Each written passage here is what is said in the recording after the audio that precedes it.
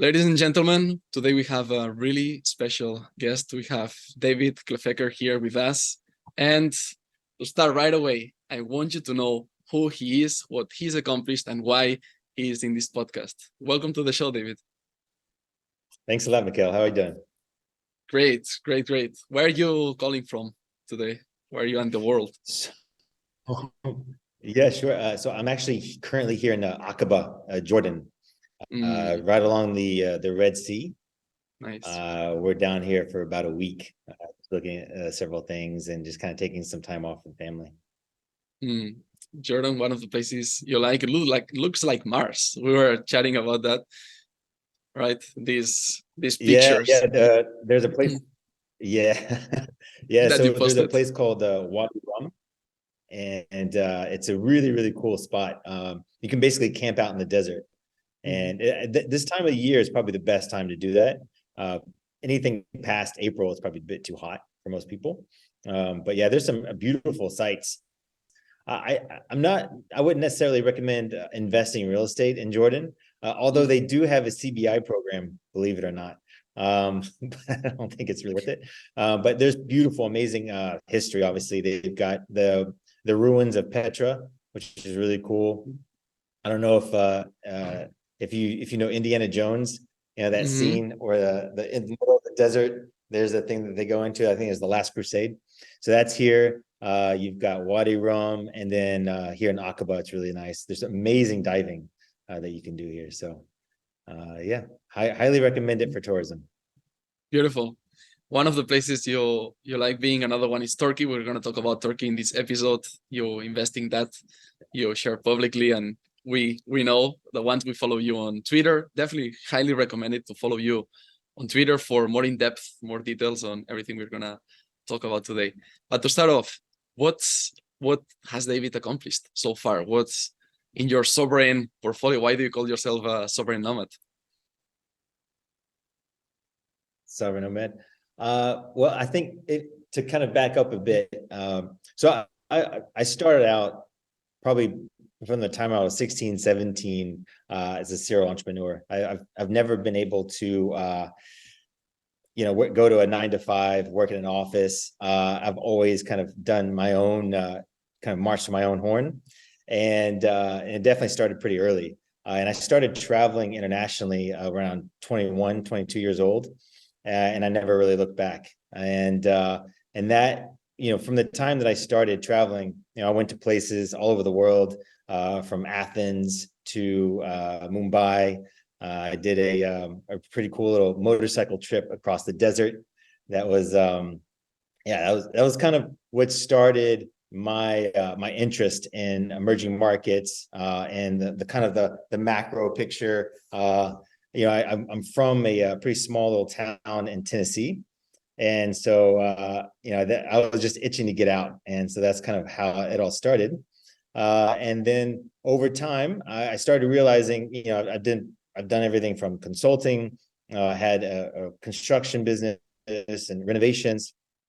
And at some point along the way, I realized that real estate was kind of the way to go. And so I teamed up with my mentor, who's now my partner. And so I think it was around 2015, and we built up a portfolio of properties, Airbnbs. And that's, I started to think, doing Airbnbs back in New York around 2010.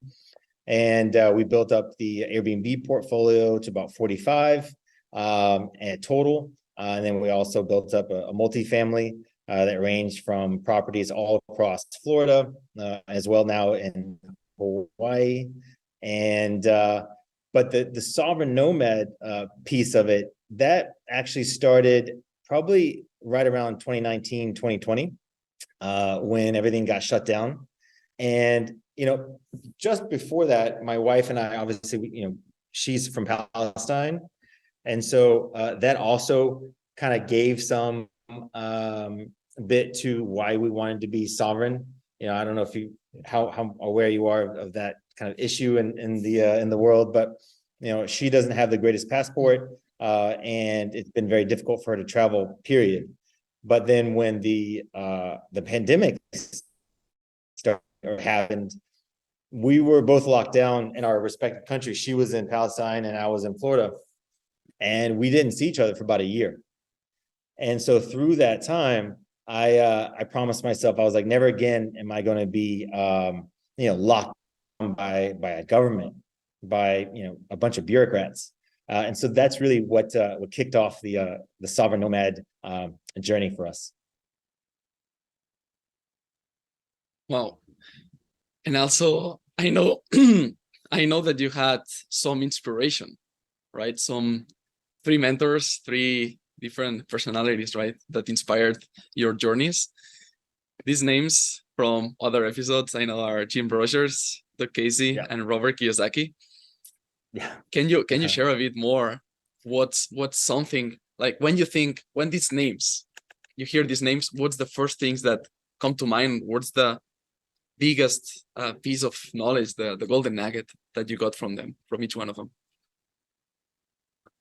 Yeah, so I think that it probably comes down to looking behind the curtain is probably the best way I can explain it. All three of those guys were like, don't just accept what you're told to accept. Apply critical thinking and to pretty much everything, and especially for investing. And for me, it's funny. I read Kiyosaki when I was about 20 years old, and Jim Rogers right after that. And that's actually what inspired the motorcycle trip across India through the desert. And those guys, they've kind of been those, I don't know what you call, like online mentors, digital mentors. And I was fascinated with the fact that you could find incredible value and incredible, not just investing, but there's a whole nother world out there. When you're from the US, you tend to kind of get put in, you grow up in this bubble, right? Thinking that everything revolves around the US, the world, the universe, everything revolves around the US. And so it blinds you to what else is out there, other opportunities. And so reading these guys, also there's The International Man by Doug Casey. That was another big one. And those guys just opened my eyes up to a whole nother world, looking beyond the chaos of maybe frontier or emerging markets, and seeing that there's opportunity, there's adventure. And so I was determined to find it. I was sharing that many people read those books, many people got inspired by those stories, but not everybody takes action the way that you did. And I'm sure that it wasn't straightforward for you, just like, oh, I read this and I'm gonna do it. There might be some obstacles, some doubts that you had by that time. Can you recall some of the thoughts that you had after reading and before taking action? Yeah, well, I mean, it was a long time ago, but I think the big thing was that, once you know something, you can't unknow it, right? You don't know what you don't know until you know it. And for me, once I read these guys, it just planted a seed that I couldn't ignore. And it was a fire that I just, from the time that I finished both of those books, I was booking tickets immediately after that. Because I was like, and I think that's all I needed. Because I was already kind of, by the time I was 20, I'd already moved out of the house at 16. And I kind of already was on my own at that point. And so reading these guys was kind of the one light that I needed. And I was just like, okay, that's it. And I just started traveling and started booking tickets and sleeping in hostels and trying to make friends where I could. And I was just all over the place, like I said. So yeah, I think the biggest thing was just the initial inspiration for what was possible and what was out there, and that there is an entire world of adventure out there. I didn't know that it would lead me to what I'm doing now, and what it would become, but it just showed me that there's a whole nother world that's possible. And I knew that I wanted to live in other countries. I knew I wanted to open and run my own businesses, invest in other countries. One of the reasons why I went to Kuwait, there's an opportunity that I found. I was living in New York at the time, and I met someone who had just mentioned that they were thinking about doing something in Kuwait. And so I created this entire business plan just as a friendly gesture, and I gave it to them. I said, "Oh, this is how I would do this if I was you." And they said, "Okay, great. When you come into Kuwait." So, I just took that next leap because like I said, I was just looking for any way to experience the world, and any kind of opportunities that came along, I jumped at them. And so I was in Kuwait for about 3 years, and it was a lot of fun. I traveled all over the Middle East. I was going to Dubai, went to Lebanon, which back then, this was 10 years ago, Lebanon was a completely different place than it is today, unfortunately. They looked like they're really on their way kind of up and in recovering from, the last 20 years of all kinds of chaos. But unfortunately, it's gone a completely different way for them now. But yeah, that was an incredible journey, and just learning that, I don't know if you've been to the Middle East or not, but the Middle East is probably as far as opposite or as different of a culture as you can get to reverse the West, right? So if you go down to like South America, Central America, it's definitely different, very different culture, but it's not that far off, right, from the Western culture. It's definitely a multiple degrees off, but it's not almost like a complete 180. And the Middle East is definitely a 180 in terms of culture. And so that was another kind of thing that added to, I guess, the journey that would become the sovereign nomad. You started with a difficult path. Everybody says, well, start with Latin America, exactly because of what you're saying, right? And then you moved directly to Mumbai, you took the motorcycle across the desert, all these stories, Kuwait, etc., etc. How old were you by that time when you started your first international trip outside of the US? 21. 21. Yeah, 21. And when was the first time you thought, I'm going to invest in property outside of the US, and you took action? So the first time I thought about it was probably when I was 20, 19 or 20. And it was right after I read Jim Rogers' book. And because I read Kiyosaki at 19 years old. And so that's when the real estate bug started. And I flipped my first property when I flipped my first property when I was 17 by helping someone else. But yeah, the real estate bug was pretty much set in pretty early on. And then when I read Jim Rogers, that's when I was like, okay, possible. You can actually go and invest in emerging markets, invest in frontier markets. And yes, there is definitely risk. There's definitely higher risk, but it's not as extreme as maybe it seems, from the outset, right? Because a lot of people look at emerging markets, they look at frontier markets, and they see just chaos, and they think, okay, there's no way to make money in these types of markets unless you're from that place, unless you're born and bred from there, which is actually completely not true. And so, yeah, I would again just go back to those guys. And so when I first thought about real estate, was investing in international real estate, international markets, was 21. And then I started building a comfortability about it. Like, the more that I traveled, the more that I met people, I was always also seeking out kind of guys that were like a George Gammon, or a Jim Rogers or a Kiyosaki. And so, when I was living in Athens for several months. I met some guys, some investors, soaked up everything they could give me. And these guys were international investors as well. Same thing in Mumbai, same thing in Delhi, in Kuwait. There's, obviously there's money literally coming out of the ground and so everybody is an investor there, and they have real estate holdings kind of all over. Pretty much in Kuwait, real estate is pretty expensive, but everybody in Kuwait owns something in Kuwait, but then owns like an entire portfolio abroad, whether that's across Europe, across Asia. And so that was really, really eye-opening, and it just added to the toolbox that I was kind of accumulating. How old are you right now? To know how many years you've been investing? I'm 42. 42. So that's sorry, I'm aging myself too much. I'll be 42 in a month. Okay. So it's like 2 decades, 21, 22 years of experience investing.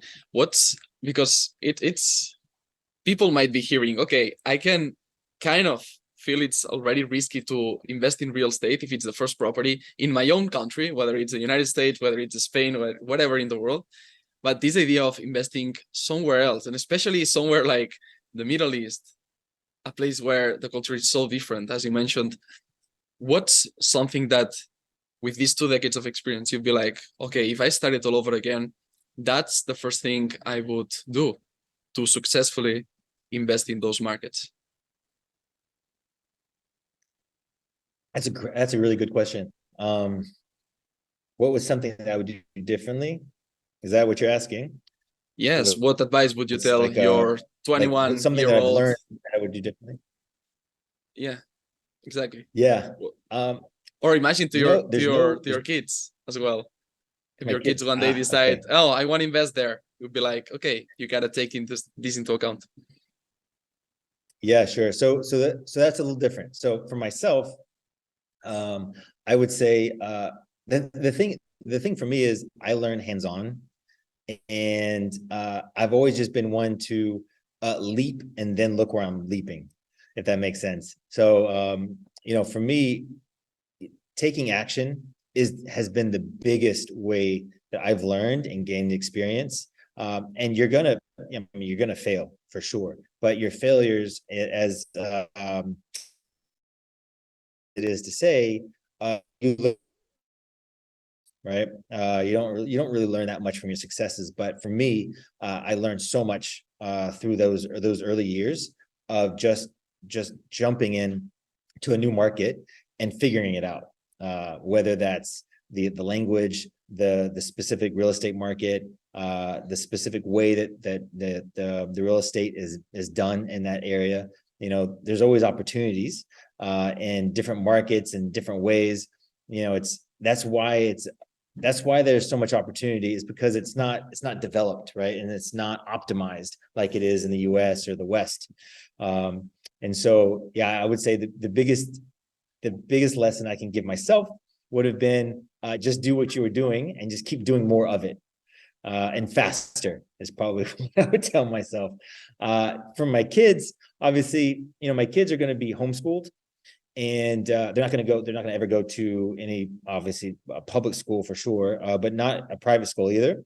My wife and I, we made a decision a long time ago that if we were going to have kids, which we both wanted, that we would homeschool them. And so, it's very, very important for me to teach them the skill sets that they need, teach them like real world stuff, how to create a business, how to look at markets, how to value assets.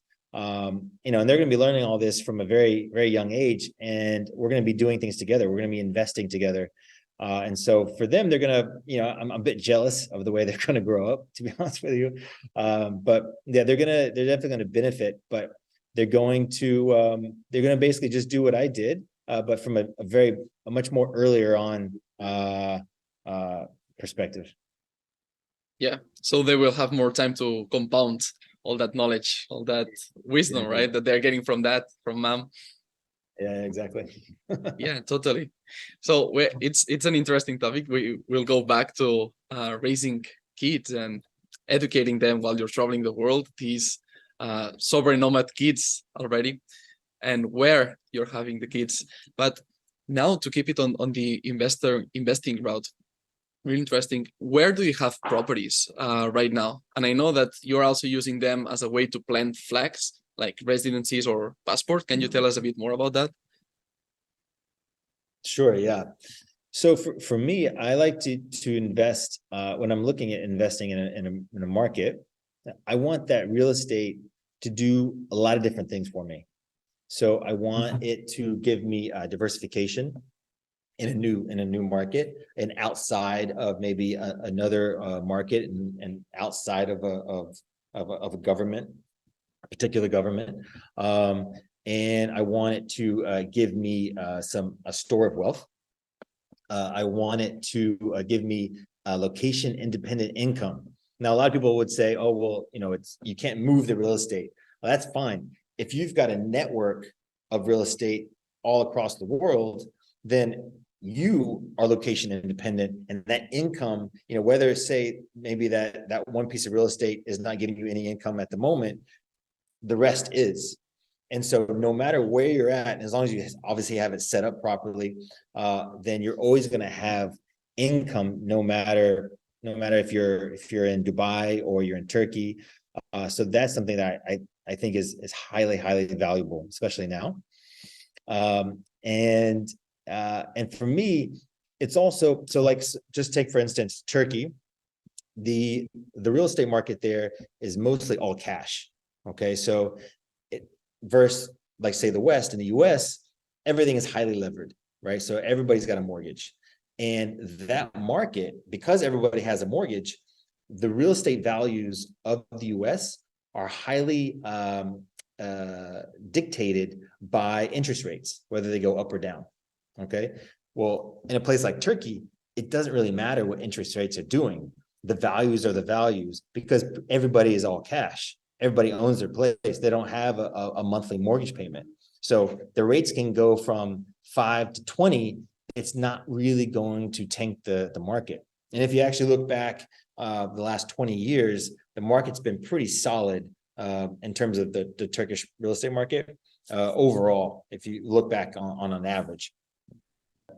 So obviously you can discuss inflation and what that obviously does to values in nominal terms versus real terms, but in terms of the boom and bust cycles that you typically have in say the US, you don't really have that in the Turkish real estate market.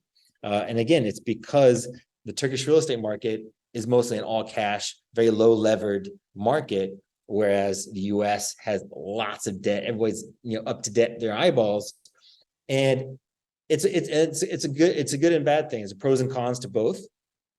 But that's actually why I like investing and having the ability to invest in both types of markets. I mean, I think good debt is great. I mean, Kiyosaki is all about getting good debt, real estate, getting as much debt as you can, actually, as long as it's good, the good debt.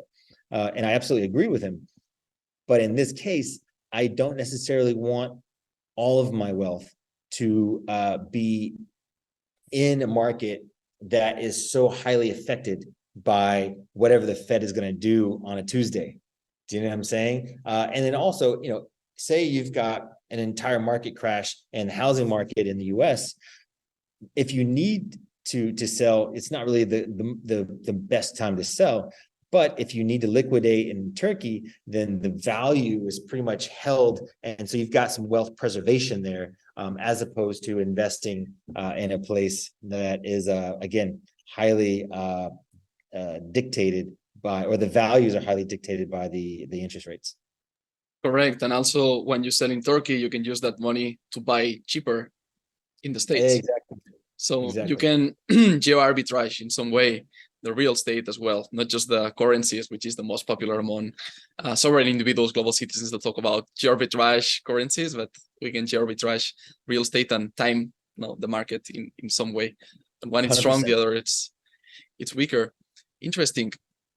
And yeah, that was a question that I've got. If you don't have, when you said Turkey, it's about cash, it's like, all right, then you need cash from somewhere. If you would recommend somebody to invest in the emerging markets, let's say the Middle East or Turkey, which is an area of expertise of yours, is it better to wait until that person has a consistent cash flow or has some net worth already or made a sell of a business and then go into those markets. But if you are not wealthy yet, or you don't have that capital, go more on a west side in the US, for example, or other countries with possibility of leverage, of good debt. Yeah, I mean, that's a really great question. I think it depends on your overall strategy and what you're trying to accomplish. So I think before investing, period, you need to make sure you've got income. And that is probably, income is key.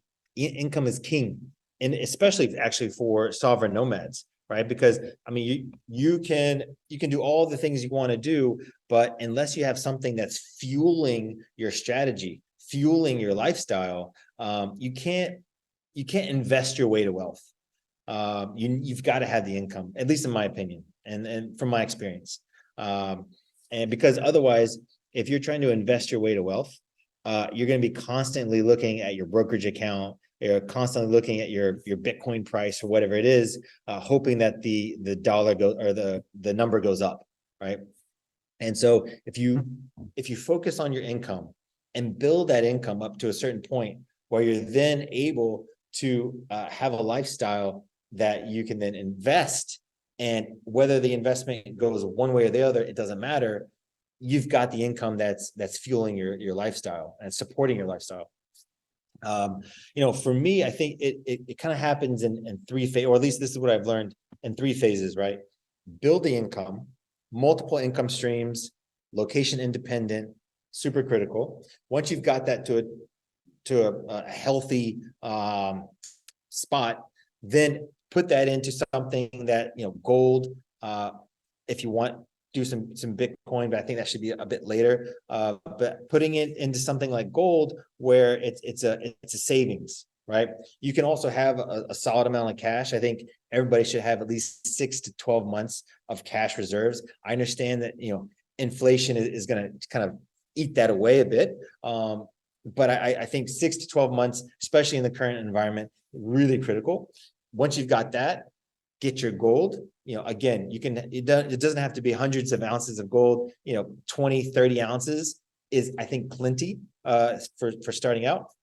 And then once you've got that kind of solid foundation of wealth built out, then you can go and start looking at investing in emerging markets and playing with places like Colombia or Mexico or Turkey, Malaysia. But I think it's never good if you are feeling like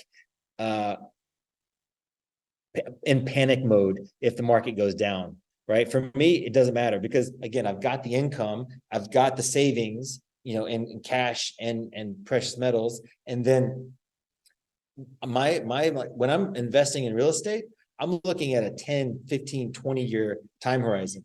Now I do have flips that I do, which is, also produces some income, but that's a whole different thing. I'm looking at buying real estate in a certain market, then I'm looking at, again, that 10, 15, 20 year time horizon. Yeah, that was another question that I've got for you, is besides real estate, what other sources of cash flow do you have? Is there something you are actively working on, or just focused 100% on real estate to generate this monthly cash flow? Yeah, so in terms of my income. Yeah. So yeah, sources. Yeah, sources of income. Sources. Sure. So a couple of online businesses, some consulting. We've got a property management company, asset management company. Also have Airbnb income and then real estate income. So there we go. That's where the peace of mind comes from. Yeah. Right. Yeah. Because but that's kind of, practicing what you preach. It's really, that's why I think it's so important, is because, I can look at a market, I can invest in a market, and I can do it in such a way that is incredibly clear-headed, and I'm willing to take on maybe a significant amount of risk, because I know that I can sleep soundly at night, because I've got the income to support myself and my family, if, whether this investment works out or not. And I feel that actually makes you a better, and especially, going back to the principles of Jim Rogers and Doug Casey and Kiyosaki and all those guys, is it just makes you a better investor. It just keeps you clear-headed, which is the most important thing, especially when you're investing in markets that may have larger kind of swings, or maybe has a bit more noise and chaos, and it helps you kind of cut through all that and focus on your initial or your overall investment thesis. Totally. A lot of investors look for tips to calm down after they feel they are reacting, like go do some sport, sleep better, meditate, this, that. But wait, what if you could prevent all this and just like plan better? It sounds like what you're doing, right? You are so clear on the planning that then even if the market just does something, you trust your 15-year, 20-year vision, and you are chill, right? And you have other sources of income that allow you to remain calm and to not react. Exactly. Yeah. Exactly. And it's such a better way to, I mean, it might be a bit more, it might be slower or not as exciting, but it gets you there in a lot better position.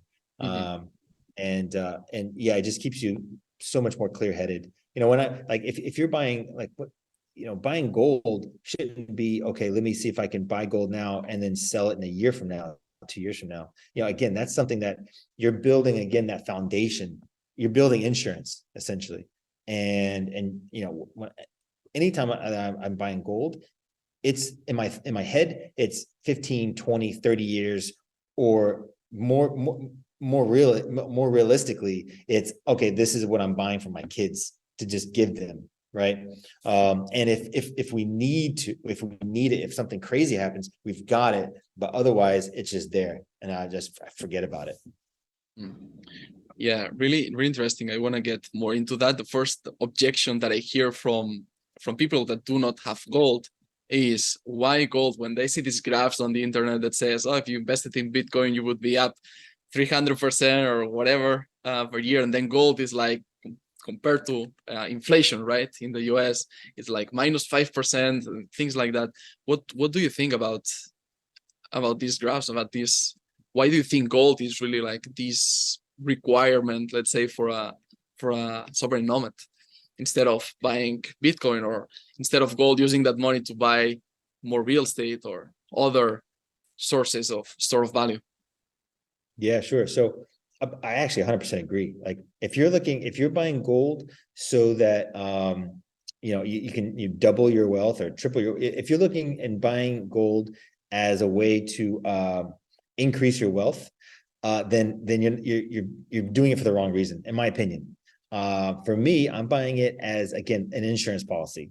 I'm buying it as a way to build a really strong foundation that I can then invest from. That's all I'm doing it for. And I think, I mean, look, I agree. If you put the same amount of money into Bitcoin and you put it into gold, 9 times out of 10, and say 10 years from now or 5 years from now, or if you did it, say 10 years ago, oh my God, you'd kill it, right? And I mean, look, I think, and there's, the debate, Bitcoin versus gold, I think it's the wrong debate. I think Bitcoin is not gold at all. It never will be. And that's fine. I think if I have some Bitcoin, I think Bitcoin's amazing. It's got a lot of promise, and I hope it delivers, because I think it's a really interesting idea. And yeah, I mean, you can do so much with Bitcoin that you cannot do with gold. And so I think you should own both. Now, I don't think, though, that you should dump all of your money into Bitcoin and just sit there and hope and pray that the price goes up. And Bitcoin has a long way to go in terms of developing itself as a store of value and as an asset that you can invest in. So for me, it's definitely speculation. But I think for me, I would look again at gold as just an insurance policy and as a way to build a foundation that you can then invest and then invest in Bitcoin all you want, or speculate on anything you want, because at the end of the day you can sleep soundly because you have that foundation of wealth protecting you. 100%, and the 6 to 12 months of costs as well. Yeah. They're in a bank account or multiple bank accounts, so you have this peace of mind. I really like multiple, that. definitely multiple bank accounts. Yeah, because and multiple countries and multiple continents, right? Ideally. Yeah. Especially after what we saw in Canada, like holy shit. Yeah. I mean, I know this is a bit anecdotal, but I was reading the news when the whole trucker rally was happening, and there was apparently a soccer mom who had invested, I think, $20 into kind of supporting the trucker rally. It was like one of those email blasts, and she got it and she was like, yeah, this kind of makes sense to me. Let me just go ahead and donate, just not even really thinking about it. And then all of a sudden, a few months later, her bank accounts are frozen because she donates to this specific rally, to this specific protest. And so and the fact that they were able to do that so fast and without impunity to so many people, I mean, that was just another nail in the coffin for me. I was like, okay, from the pandemic to the lockdowns to that, it was just more evidence that you've got to develop your lifestyle that is independent of governments. That is like, basically, you've got to hedge yourself. You've got to become your own central bank, and you've got to gain your own autonomy over these bureaucrats who have just lost it, in my opinion. Totally. And this happens with governments. This also happens with fintech. We've seen many threads and tweets, social media with frozen bank accounts, Wise and Revolut and this and that, which are helpful, and the apps are working well. You can send money fast, especially between two users of the same platform, etc. But the ease in which they can just click a button from whatever in the world and just like, oh, all the money you had there, if you don't prove whatever we want you to prove, you don't get the money back, or you even lose the money. Like I've heard clients that lost the money because they could not provide, and there was some issue in there. So I'm really thinking, David, what bank are you, or what banks are you looking to put your money in? Like your money, or when you do consultation for your clients, what are good reputation banks around the world that you'd sleep tight at night knowing that you have money there? So I mean, again, things can change on a dime, right? So, and definitely what we've seen is things can change very quickly. And so I wouldn't kind of bet on one jurisdiction over another. I would say that there are definitely stronger jurisdictions to look at.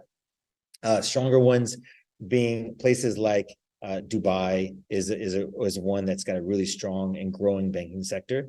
Look at obviously the Singapores, Panama's got some that are not too bad.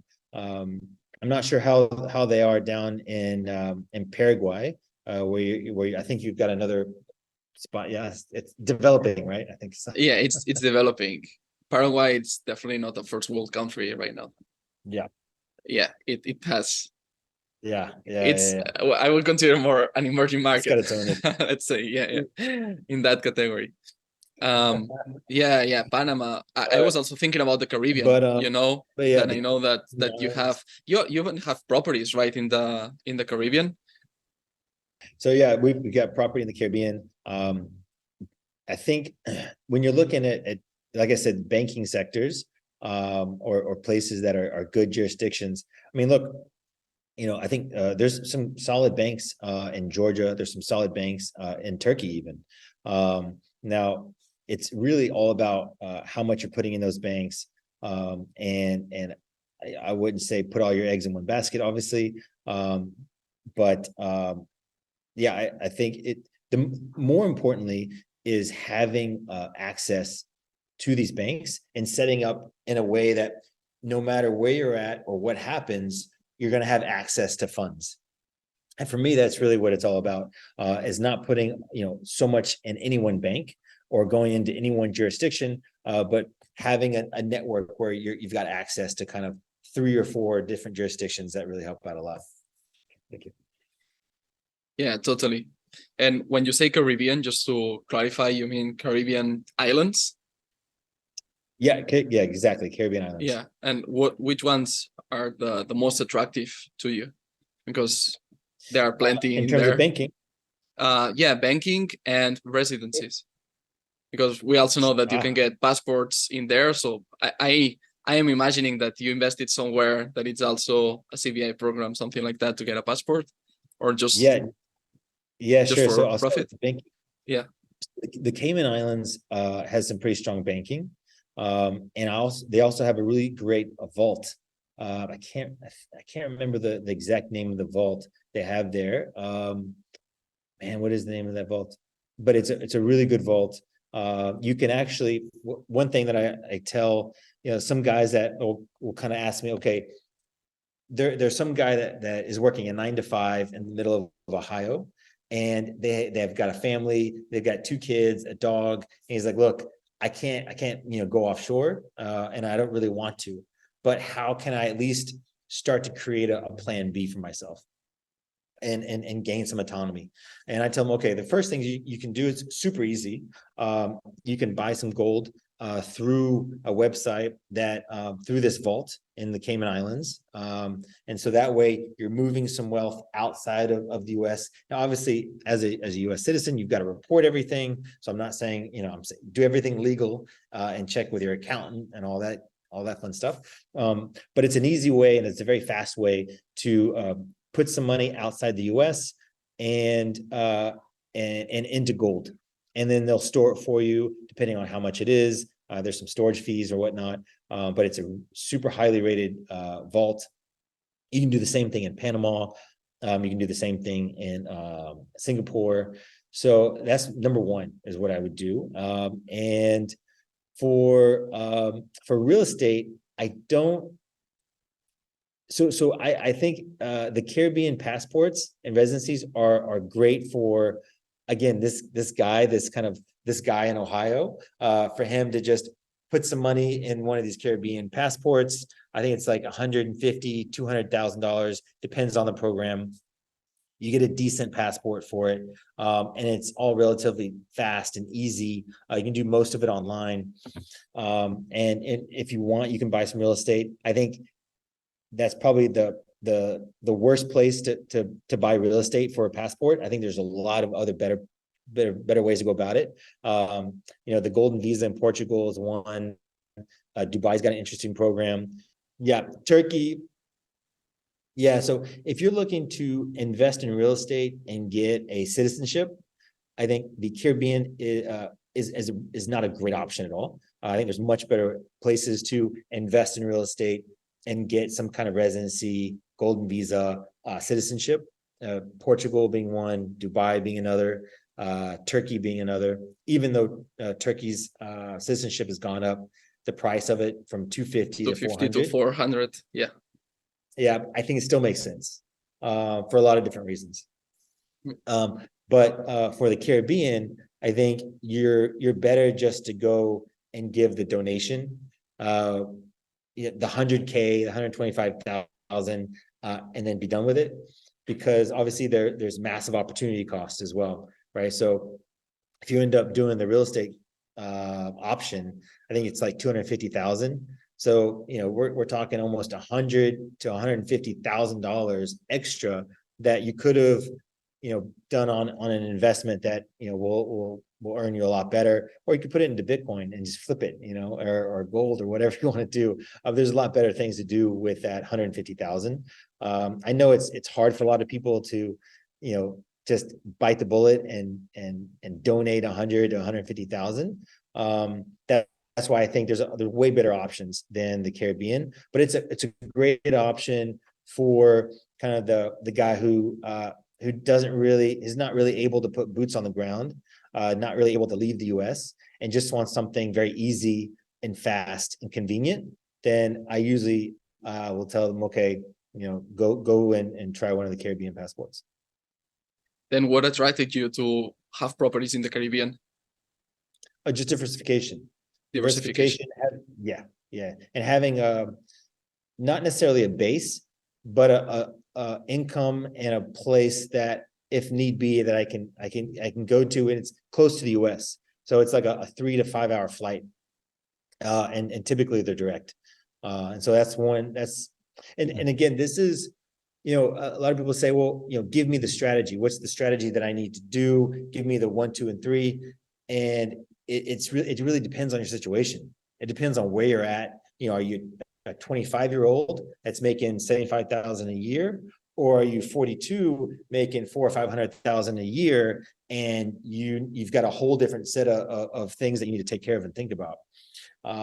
And so like I said, it really depends on your strategy, and every strategy is going to be a little bit different, and it also evolves, right? I mean, for me, there's been things that we looked at doing 2.5 years ago, 3 years ago, that we've changed a bit. The evolving world that's happening around us, because of our situation, I've changed a little bit now with our kids. Because yes, you wanna invest in a place that you can live in, right? If shit hits the fan, you wanna be in a place that you at least enjoy. What's the point of having a property in a place that you never live, like in a tiny island in the Caribbean that you just invested there to get a passport? Yeah, exactly. And I think that you kind of going back to one of your questions, what we were talking about earlier, is why real estate. And for me, what does it do for me? And there's that list that I told you about that I want, it to do several things for me. The income, the diversification. I want to get, a residency or a citizenship out of it. But it's also about creating a base, and I want that property to give me a sense of, I talk a lot about being a sovereign nomad, but for me, the nomad part is not about jumping from place to place, out of a suitcase every 2 weeks. Now that was definitely my life in my 20s, but it definitely evolved. And for me, the nomad part is actually about the freedom to be able to go anywhere you want, as long as you want, for with who you want, right? And it's about having 3 or 4 properties, basically a network of bases that you're able to go to and spend as little or as long as you want, right? And everything is kind of there. You've already set it up as your home. You've got your wardrobe there, or you've got your Vespa or your car or whatever it is. But it's a home that you've set up, and especially now that I've got a family, it means so much more to us. So when we do go to stay in our place in Istanbul or even in Hawaii, whatever it is, it's already set up. And so we're not just having to come and take everything out of our suitcases. We can actually go to these places if we need to, at a drop of a dime, if shit does hit the fan, and we've already kind of got our stuff there. So we're not having to pack up everything. And again, especially now with kids, traveling with an 8-month-old is a whole nother ball game. But being able to have already some things, some personal stuff at our one of our bases is really, really valuable. At least it is for us, and the way that we want our sovereign nomad lifestyle to be structured. Totally. To wake up and to have your coffee maker machine, to enjoy your routines. So right?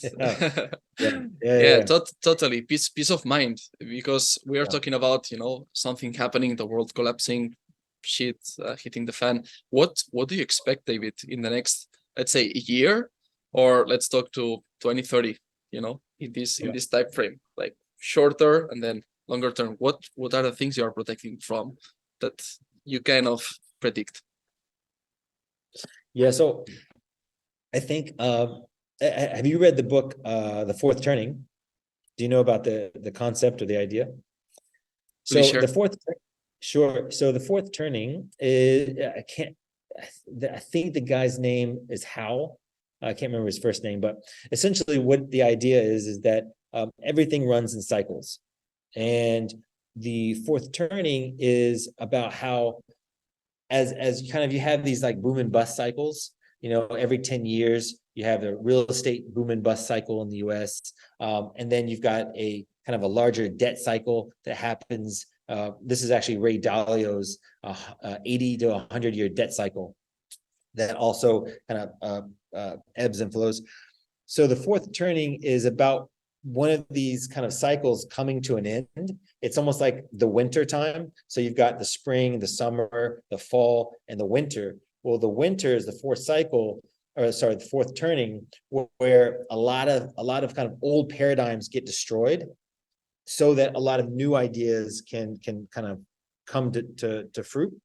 And right now we're in the middle of a fourth cycle, or sorry, the fourth turning, or the kind of the end of one big cycle and the beginning of another. And it's incredible how much that has kind of rang true, especially over the last several years, with the pandemic kind of kicking that off. And so I think for us, it's really preparing us, for myself, for my family, setting us up in a position that no matter what happens, whether it's another pandemic, a world war, whatever, an overreaching government that decides to just click a button and shut your accounts off, whatever it is, I just want us to be prepared for it. And not just prepared for it, but also be able to thrive. Because yes, there's going to be a lot of things that get destroyed in this fourth turning, a lot of old paradigms that get destroyed, but there's going to be a lot of opportunity as well, in my opinion. And being able to be prepared for that opportunity, having a clear head, having a strategy, so that when the opportunity comes, you're able to take advantage of it. And like I said, thrive in this new paradigm, whatever it may be and however it may look. So that's kind of an overarching theme. Now, in terms of specifics, it's hard to guess exactly what the Fed is going to do and what the government's going to do. But for us, I'm trying to stay as cash heavy as possible, so that we can take advantage of any major market corrections that happen over the next year and a half, 2 years. I think, we're saddled with so much debt right now. So, every government right now has so much debt, specifically, obviously, the US. And the US is kind of the linchpin, in my opinion. And I think, we could continue to see a lot more social unrest over the next 2 or 3 years. So like I said, I don't want to try to predict anything, but I think just continually building a strategy that allows you to be autonomous, taking extreme ownership of yourself, of your health, of your wealth, of your mobility, and just focusing on that, and just building your location independent income streams, building your foundation, being able to then invest strategically, getting some residencies, getting a second passport, I think is probably will probably be the most valuable thing you could do and spend your time on over the next 5-10 years. Yes. So now let's go one more step here in the specifics. What's on the flag theory, right? Where is let's put different flags together. Let's take different ones and put it on a map. Where does David put healthcare? What do you put residencies? Where do you put passports? Where do you want to put flags in properties? Like, can you give us like 3-4 names for each category that you are interested or you've done for yourself? Yeah. So again, disclaimer would be yes, depending on your age or situation in life, right? Yeah. Okay. But with that being said, so in terms of the easy one is healthcare. Okay. So if you've got enough income and if you've got the money, then, I mean, there's amazing private hospitals all over the world. You know, my daughter, she came very early. She was a preemie, and we had plans to have her in another place, but she had other plans for us. But thankfully, there was an absolutely amazing hospital that we were able to take her to in Istanbul. And it was a private hospital. We had a private room. They had amazing services, amazing NICU. And yeah, you can find this quality of healthcare all over the world. You know, whether you're in Mexico, whether you're in Brazil, Singapore, Malaysia, it's accessible. It's there as long as you are able to afford it. So that would be the healthcare part of it. Yeah, check that. Healthcare. We got it. Yeah, and so for a flag, I think again it's going to all depend on your lifestyle. So for us, what we value is a community that is family oriented, that's got traditional values. And one of the reasons why I really like the Middle East is maybe different culturally as it may seem to the West. You know, family is everything, and very very similar to South America, I think. But you've got obviously in South America and Central America, you've got to also kind of think about crime. But in the Middle East, in places like Dubai and Turkey, it really just comes down to the things that we're looking for and the things that we're valuing. And here in the Middle East, places like Dubai and in Turkey, in Singapore, there's strong family values, very low crime. And so these are things that we look at when we're looking to set up a base. It's a little bit different than when I'm looking at markets to invest in specifically for returns. But this is what we are looking at when we're setting up bases. Totally. So this is for properties.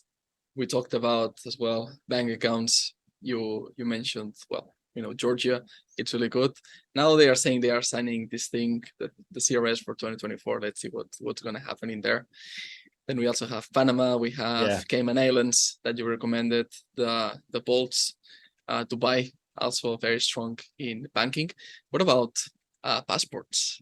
What passports, or how many, and if you want to disclose some of them you have? Well, you mentioned that you have a US one, right? Yes. Yeah, I've got a US one. We've got several others.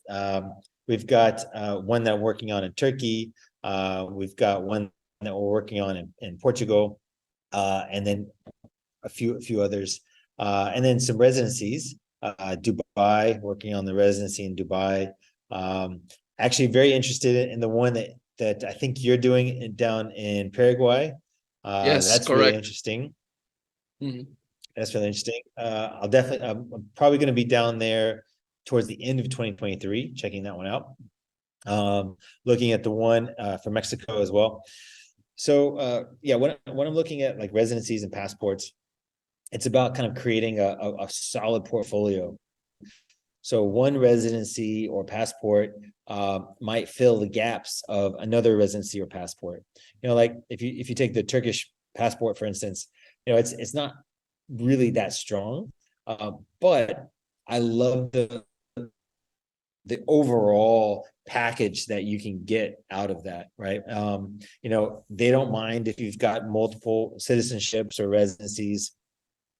And it's a great one that you're able to pick up some strong real estate that returns really well in a great emerging economy, as well as a solid passport that I think, in my opinion, will get stronger over time. And then looking at a Portuguese passport, I think it's a great option, but I'm not so keen on living in Europe over the next 10, 20 years. But for right now, it's a really strong passport, and it definitely fills in the the holes of, say, the Turkish passport. And so with a Turkish and a Portuguese passport combined, that's a really strong set of travel documents to make sure that you can travel pretty much anywhere you want, no matter what. Same thing with residencies. I really like the program that Dubai has. I think that's a strong residency to have. I really like, you can have your own opinions on Dubai, but I think being able to go there at a moment's notice, if you need to, is a really strong strategy. Totally. I like this idea of comparing one with another, and you had pretty much these two continents very well covered, and also with the Middle East, I guess you also have part of Asia as well that you can travel to, so you've got that part. The ones that are not talked that much, it's the African ones. Do you have any desire, or have you looked into African residencies or passports? Yeah, I think there's some interesting programs. I haven't done any of those myself, but I think there are some ones that are emerging that are interesting. But for me, that my focus is really Asia, the Middle East, and now Central and South America. Totally. So we have another flag check, and the last one, having kids. Where do you think it's a good place to have kids? Now that we are talking about sovereign nomads, right? And probably our audience is going to think as well about building a family oriented. Where it's a good place, to set up your kids for less tax burden and also more for sovereignty. So that's like multifaceted. I think if you're going to have a kid, the best place to have the kids is a place where you're going to be able to get citizenship or residency out of them, right? So put them to work the moment they're here. Good places to have your kids are going to be places like Mexico, Brazil, Chile, but you've got to spend a year before you give birth there in Chile. But the Chilean passport is incredibly strong, one of the strongest in the world, actually. Portugal, the same thing. You need to spend a year, have a year's residency in Portugal. But as long as you do that, then you have the kid in Portugal. The kid immediately is able to get and apply for citizenship. And then you can naturalize through the kid eventually. And so those would be my places to give birth, to have the kid. And they all have amazing private hospitals that you can utilize. In terms of raising them, where to raise them, again, for us, it's about finding these places that really values family traditional values. But also gives them some room and space to be able to, for us to be able to raise them the way we want, right? Because like I said, they're going to be homeschooled, but at the same time, I want to be able to connect and link with other families who are doing the same thing we are, and the same, find a community, which is really, really important, and being able to collaborate with other families. And be able to socialize the kids, be able to do things with those families. So for us, that really isn't a specific country, as more it is connecting, like I said, and developing these kind of global communities. There's a guy who he's created an online kind of homeschool friendly academy for kind of people like us and sovereign nomads and expats. I think his name is Mikkel Thorup, and he's got a YouTube channel. I can't remember the name of it, but that's his name is Mikkel Money Expat, and Money Expat or Expat Money. Yeah, that sounds familiar. Yes. Yeah, Expat Money. I think that's it. And yeah, so he's developing something that looks really interesting. And again, it's just something, that you can tailor make for yourself and tailor make for your kids, to be able to give them, the best opportunities possible. Totally. David, thank you so much for all the golden nuggets that you shared. You are definitely very, very knowledgeable about this, something that really attracted me. Seeing your tweets, like all the detail or the granularity that you give. And I also believe you've been very, very generous with all the specifics on the where to look, the windows that you opened here today in this episode. Thank you so much for coming. Any last message? And of course, where to find you? What are the best ways to reach out? Yeah, sure. So you can find me on Twitter. Obviously, I'm on there quite a bit at Klefeker. Then my wife and I also have a YouTube channel. It's called How We Life. Just basically shares our more of like our day-to-day, our family life, traveling with kids now, what that's like. And then I also have a website called the Sovereign Nomad. You can check me out on there. And yeah, I mean, I really appreciate you having me on. Thanks for your patience with this hotel Wi-Fi that seems like it doesn't want to cooperate. But yeah, man, it's been a lot of fun. I appreciate it. Yes. The last question, and one that is going to be recurring in all episodes, is who do you think should come next into this podcast? Who do you have in mind? Who do I think? Yes. Or who would you like to so many see good in this episode? One name that comes to mind would be like, oh, Mikkel, I'd love you to have this person, or I want you to introduce you to this person to be your next guest. And then in private, you can share some more names. But who comes to mind? My good buddy Ladislas is probably a good guy to have on. From the Wandering Investor. Okay. That's it. Well, that's probably my go-to guy right there. Yeah, we'll reach out to Ladislas. Thank you Sounds so great. much, David. Have a great day. And everybody listening to this podcast, you can check out the other episodes. You can check out David's social media. And yes, I'll see you in another one. Until then, be extraordinary. Adeu.